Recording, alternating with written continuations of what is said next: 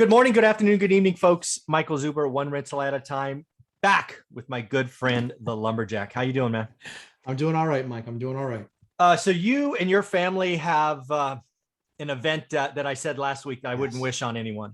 And I thought maybe we should just take a moment to discuss it here and we'll move on. But, Sure. I think it's important for all of people to realize that, life happens to all of us. Sure. And, sometimes we get a curveball that we don't expect and frankly never would want. So why don't you just, give a little indication of what's going on? Yeah, sure. So, we a little over a week ago, my daughter just had kind of an off day. She's 5 months old. Her name is Eliana, and she just kind of wasn't acting right. My wife is a nurse and an amazing mom, and so she said, "Hey, I'm gonna take the baby. I'm just gonna take her, just check and see. She's just not kind of acting right." And within 2 hours, she was being put into an ambulance and rushed to Mass General Hospital. Wow. And so amazing job by the folks there at Wentworth Douglas, the pediatricians there. They quickly basically surmised that she had a tumor or a growth. We went down, we spent the last week basically at Mass General. And the only thing that I would say that was consistent was each test result that we got was worse. Each one was just worse than the previous. And it was like, man, we are just not getting any breaks. And so long story short is my 5-month-old daughter was diagnosed with a specific type of cancer. It's a malignant rhabdoid tumor, and success rate sadly is not very good. But that's why we've reached out, and we thank the entire audience of your show and my show and so many other shows that have participated. But we're grateful for the thoughts and prayers. We believe that prayer works. Otherwise you're just wasting your time. Yeah. So we're grateful for all the prayers and all the reach outs that everyone has done. We truly, truly, truly appreciate it. I know that what most people don't know is you spend hours and hours and hours sitting in a hospital bed waiting for the next thing, the next time the doctor's going to come in and talk to you. Mm-hmm. And so having that to pull from, I know it's been a huge source of positive things for my wife and certainly for myself. But yeah, I mean, at the end of the day, Mike, it's not to make this a business situation, but at the end of the day, all you can do is fight. You understand what your path is. We know what the path is, which is we're going to have to fight it aggressively with chemo. And so my 5-month-old daughter will start chemo in about 2 weeks. Okay. Thankfully the surgery went very well, but they literally, from my little 5-month-old, they removed a tumor the size of a softball. Oh my goodness. And so she literally was pushing on all of her organs. And, but thankfully, like I said, God bless the amazing, amazing surgeons that we have and doctors, oncologists that we had there at Mass General. So we're in for it for a little bit. But you know what, we're going to fight with all that we have and make sure that we, leverage resources to do the very best that we can. But we never expected to be having this conversation, as you can imagine. You don't plan for this. Yeah. No, there is no planning for this. And so, like I said, just greatly appreciate everyone's thoughts and prayers. It means a lot to us. And we're going to fight until something happens either way. We're going to fight and pray and expect a miracle. Well, I want two things to happen right now. First and foremost, this video, because it's you, will probably get 1,000 views in the next 24 hours. I want everybody watching this right now to leave a positive comment below. I know most of you watching this, 90% of you never leave a comment. Now's the time. Yeah, appreciate that. Send Matt, send his whole entire family a message of prayer, thought, good wishes right now. Stop the video, pause the video, leave a message right now. Second, we've been in contact obviously over the last week, and probably one of the nicest pictures I've gotten in a long time is your daughter. I'm going to guess lying in a bed or a bassinet or whatever you call it. Yep. Post surgery, so you can see the scar, right, or the tape or whatever that was. Yep. There. Yeah, that's what it was. Yep. And she is smiling. She is. She is a lumberjack, man. She is. Yeah, my daughter. We are just extremely blessed to have the family that we have and the kids that we have, and we don't take it for granted for 1 second. All that I do is to give my kids a better opportunity in life, and so we. My daughter continues to impress and knock our socks off after a major surgery like that. Her only painkiller has been Tylenol. Oh my God. Yeah.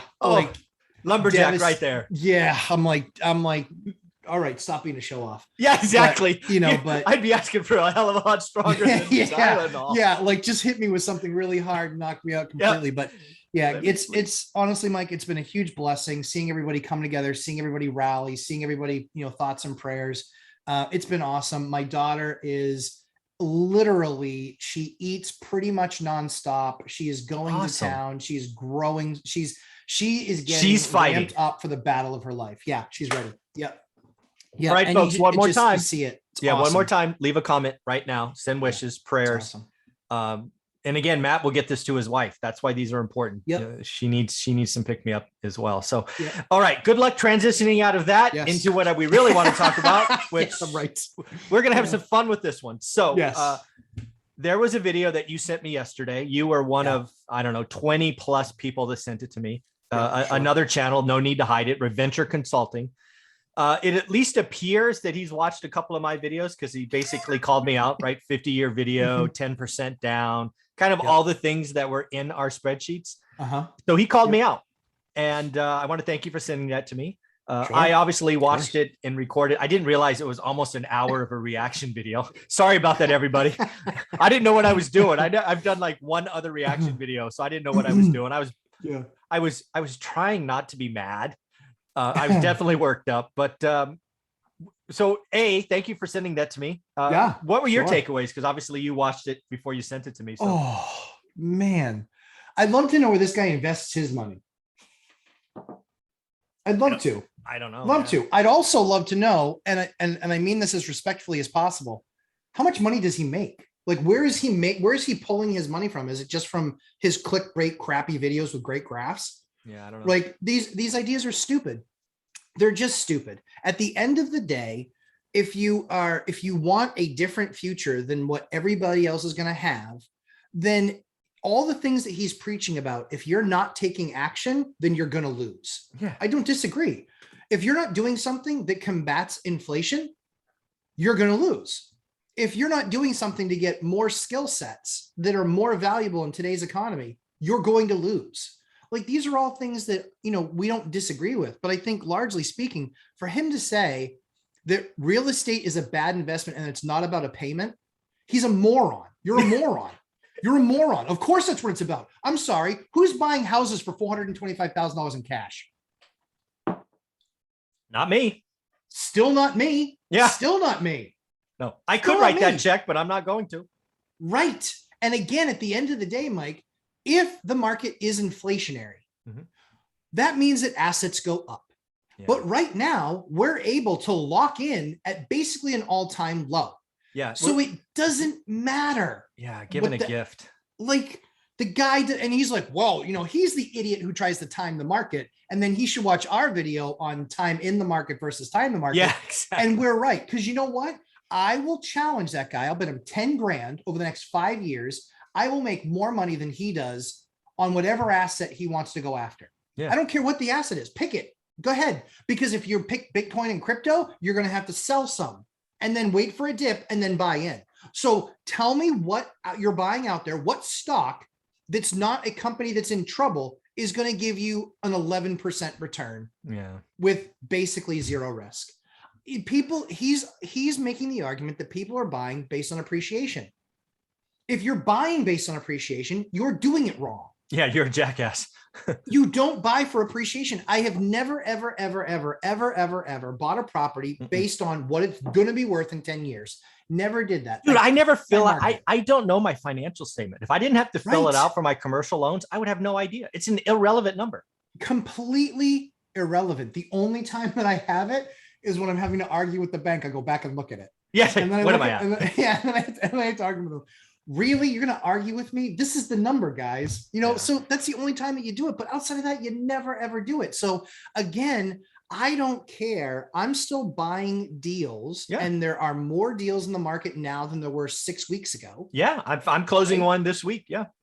I'm buying more deals now where I can get 30-year fixed money with all of my numbers saying you're making between 8 and 10% a year on this asset. Yeah.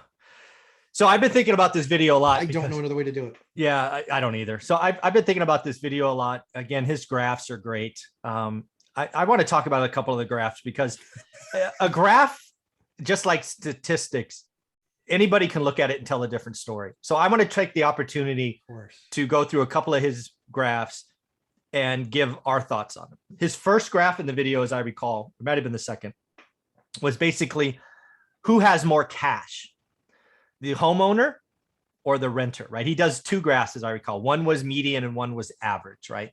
The average was here, the median was here. The median is relevant because there's a lot of people in housing assistance and whatnot that will never own, just given the economics. So let's talk about the median. And I think the delta was pretty stark. I think if I remember right, the people, if you owned a home, you had 50 grand in cash. And if you were a renter, you had 12 grand or 14 grand or something.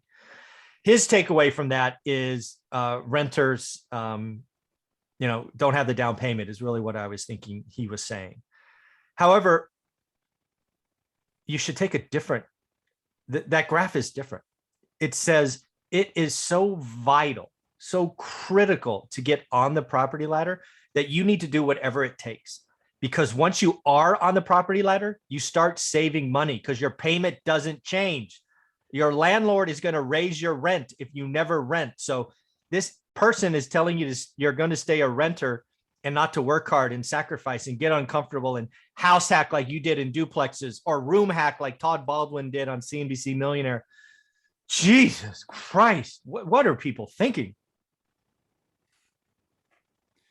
Not much. I mean, it's like, but it's only because his videos are a perfect source, like him and the other ninja guy. Yeah.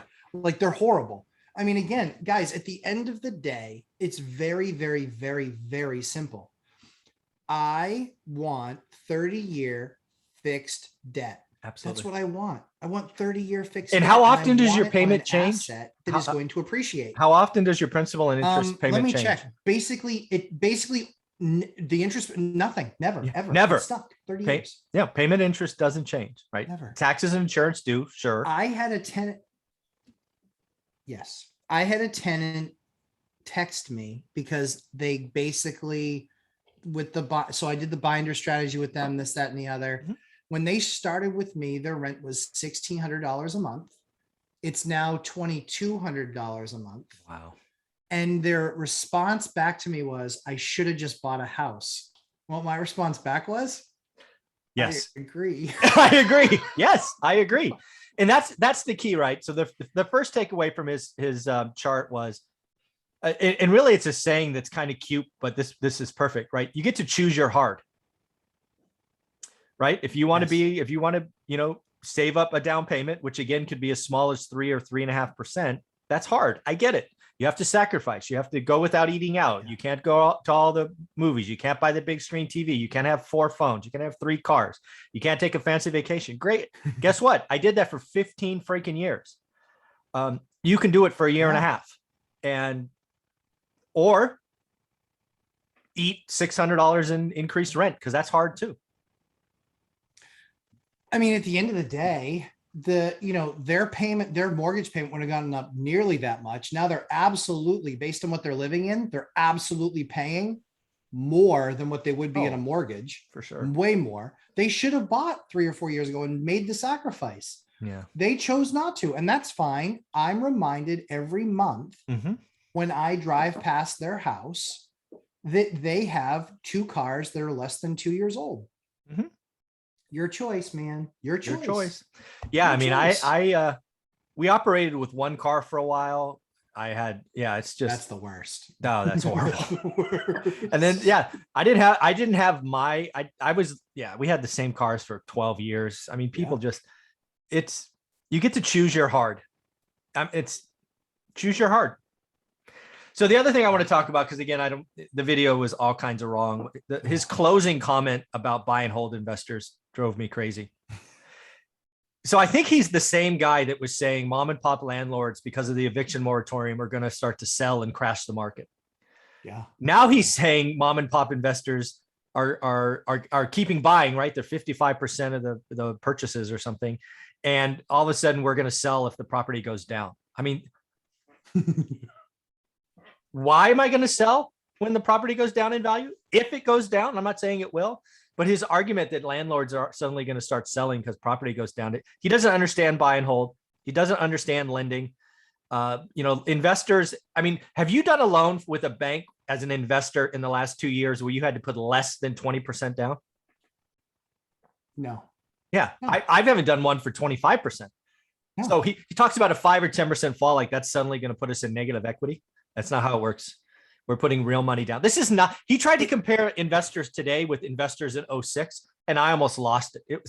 He's so lucky that was the end of the video because I was tired. But we had speculators in 06. I saw them. I felt them. We had flippers flipping contracts. We had land being flipped. It was a horrible time because we had bad lending product. Today, real investors, 25, 30, 35% down. 30-year, 98% of loans are fixed rate, 50% of loans were adjustable rate mortgages. I mean, there is nothing remotely close today. And again, and then finally the big boys, right? The other 45% of those, purchasing single family homes, they're borrowing money at 2 or less and getting 7 or 8%. The only answer is I want all the money. If you can borrow at 2 and get 7, you want everything. And that's what Wall Street's doing. They should, because the Fed has kept rates low. Yeah. Yes. Spreads. Let me explain it to him. A spread is the difference of what you pay for something and what you can sell it for. That's a spread. Yeah. And so when you can get a spread on an interest rate, I'm borrowing from the window at 1% and I'm giving it out at 4%. That's good. Yeah. So it's just the simple is so confounding to the alleged wise. Yeah. Like he just is completely out of his depth. I would love to see what his portfolio is. It's a bunch of stocks. Somebody told me in one of the comments, he doesn't own property. I don't know that for sure. It was one comment. It could have been from a bot for all I know, but apparently he rents. I think he has supposedly said that before. And maybe he's just upset because he can't buy a home. Of course he rents. No, of course he. What am I thinking? Exactly. You don't understand. I'm a really big deal on YouTube. Look, I'm a big deal on YouTube. Approve my loan. Yeah. You got to do it for 2 years, man. You got to do it for at least 2 years. Again, I feel bad for people watching his junk because it might sway their decision. And the problem is that he's got no money in the game. Yeah. He's got no money in the game. There's a reason that they don't take professional female volleyball players and make them hitting coaches in the majors. Yeah. Because they're out of their depth and they have no idea. It doesn't matter what chart they can show you about how good somebody else is. Yeah. It just doesn't matter. And again, at the end of the day, what do we believe about this market next year? Even if there is an adjustment, even if there's an adjustment this year, even if you lose 10% of it, even heaven forbid, Mike, 20%, does that mean that rents go down or up? Well, last time that happened, rents went up. Right. Exactly. So for me, if you're having to worry about, a job situation or like there's other extenuating circumstances, certainly. Sure. But if you're evaluating it purely based on the numbers, he could not be more wrong. He couldn't be more wrong. Because again, now lumber's down. They're going to start building a bunch more stuff again. But how much stuff got put on hold when lumber was ridiculously high? Yeah. And then just the last thing, I felt he took a shot at both you and I early in the video, basically accusing us as pumping the market because our voices are that big, right? Yeah, sure. We're talking our book. Let me be very clear. I want Fresno real estate to fall 70%. If my voice is that good, I want real estate to fall 70%. I don't think it's going to happen, but hey, you want to give me credit for crashing the market? Great. Real estate can fall in Fresno 70%. Totally okay with me. All for it, Mike. Yeah. Yeah, it's crazy. All right. So do me a favor, Matt. That's the thing is, like, again, we spent all this time creating cash to buy more assets. So crash, baby, crash. Like I'm not talking my book. That's my anti-book. Like, I wish I could agree with you, but fundamentally your numbers are wrong. Yeah. But again, hey, if I have the power to crash Fresno market, I'd love it to go on. I would love for each of my houses to fall 70% because again, I have 30-year fixed rate debt. Doesn't matter. Rent will go up and I'll just buy more. It's okay. I did it last time. And again, I've been in the market 20 years. So I've already I know how to ride this cycle. So Matt, do me a favor, folks. Again, remember, if you haven't left a comment, shame on you. Leave a comment now. If you've left one earlier, leave another one. What the heck? Matt, how can people follow you? lumberjacklandlord.com, lumberjack landlord on YouTube. And if you're looking for an up close and personal on little baby Anna, I did a quick 3-minute video just so everybody could see her. And it's right on Lumberjack Landlord on YouTube, and you guys can check it out. Oh, you need to go see that. I did not know that. I'm going to go get that link and send it out. Thanks, buddy.